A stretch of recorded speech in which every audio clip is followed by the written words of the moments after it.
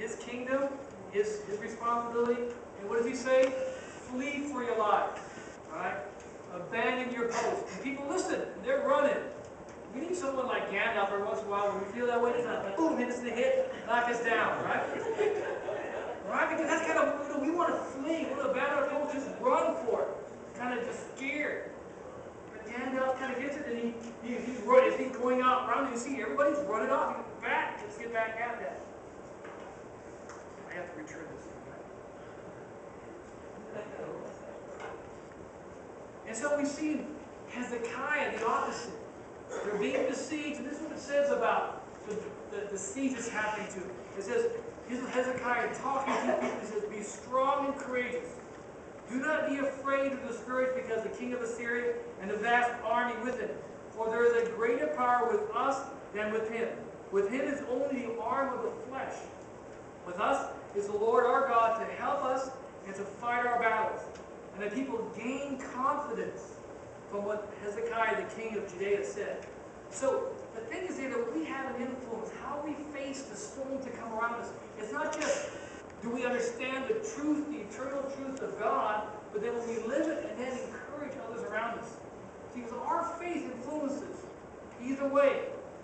Either we can have panic, or we can have faith that leads to more confidence around us. So kind of what Hezekiah does now. He's trying to instill faith. They're camped out about him, and they're sending for the long haul. There are hundreds and thousands out there. And they're waiting just to kind of bring down the defenses.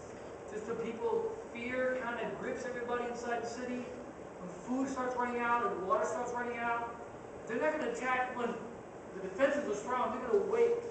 So what's Hezekiah doing when he hears all these reports? He goes where he can find answers and find hope when this happens. This is what Hezekiah does.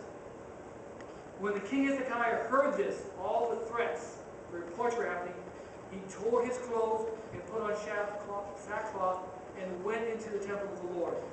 And then he said, Eliakim, the palace administrator, and Shebna, the secretary, and all the leading priests, all wearing sackcloth, to the prophet Isaiah.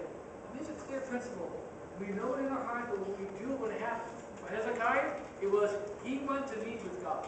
And he wanted to hear something from God. And he was willing to just kind of like, that's all I'm about. Everybody out of the temple, just me right there. I got to find out. Because go find a man of God, a person of God, who can speak truth in this situation. One of the things that Hezekiah does is he takes all the letters that Sennacherib had written, talked about what he was going to do to them, and blaspheming God, and ridiculing them, and he takes it and he lays it out before God. He lays it right out there. And he doesn't hold back saying, God, I'm trusting in you, and this is what's happening. Right? This is where it says, same in 37 in Isaiah, and also 2 Chronicles. Hezekiah received the letter from the messengers, and he read it. Then he went up to the temple of the Lord and spread it out before the Lord.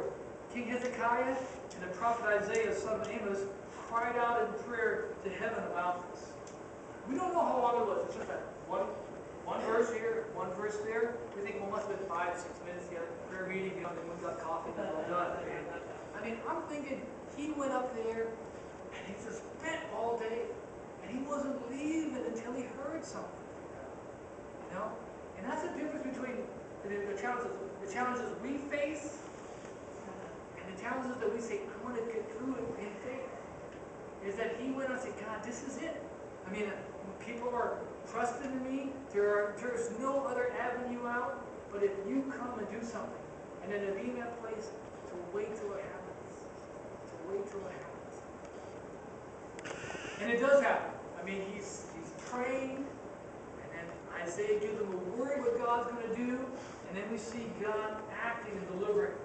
Again, we like to think of it as like, 1 minute here, and then the next minute this happens. We don't know how long he's been up there in the temple. But my guess, he stayed there until he felt he had an answer. Here's what it says in 2 Chronicles about God being delivered. Therefore, this is what the Lord says concerning the king of Assyria. This is Isaiah now giving the answer to Hezekiah as he's waiting. He says, he will not enter the city, nor shoot an arrow at it. He will not come before it with a shield or build a siege ramp against it. By the way that he came, he will return. He will not enter the city, declares the Lord. I will defend it and save it, for my sake and for the sake of David, my servant. Then the angel of the Lord went out and put to death 180,000 men in the Assyrian camp. So Sennacherib withdrew to his own land in disgrace. And when he went into the temple of his God, some of his own sons cut him down with the sword. And this is one of those victories that God we uncovered in a lot of the Old Testament, where God does it with a few men, with Abraham, 300 with Gideon, and then here God does it all by himself. God says, I'm going to go in and send my angel, and I'm going to kill officers and men, warriors, 180,000 overnight. And got up the next morning, he saw all these dead bodies. I mean, when God enters into it, right, change happens. We bring God into it. Now, the victory was God's by his power, and he chose to do it by himself this time. And we like to script God to do the same way every time. God, do it this way every time. You know, come, you do it. I don't want any part of it. Don't bring anybody else, just you do it. God chooses how he's going to respond. Our role is to be in that place, to meet with God, and to hear it. The victory was, I think this is one of those stories that you don't hear much about, but this is just him doing it. Overwhelmingly. One thing I think that shows us also that when God does deal with a problem, he doesn't just deal with the problem, he goes to the root of the problem. Sennacherib, the source of the problem. And he has him taken care of.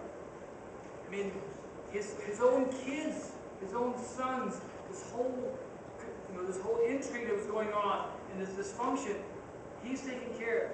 God deals with it, he deals with it completely. So the last thing I want to take a look at is kind of different men and women who went through difficult times.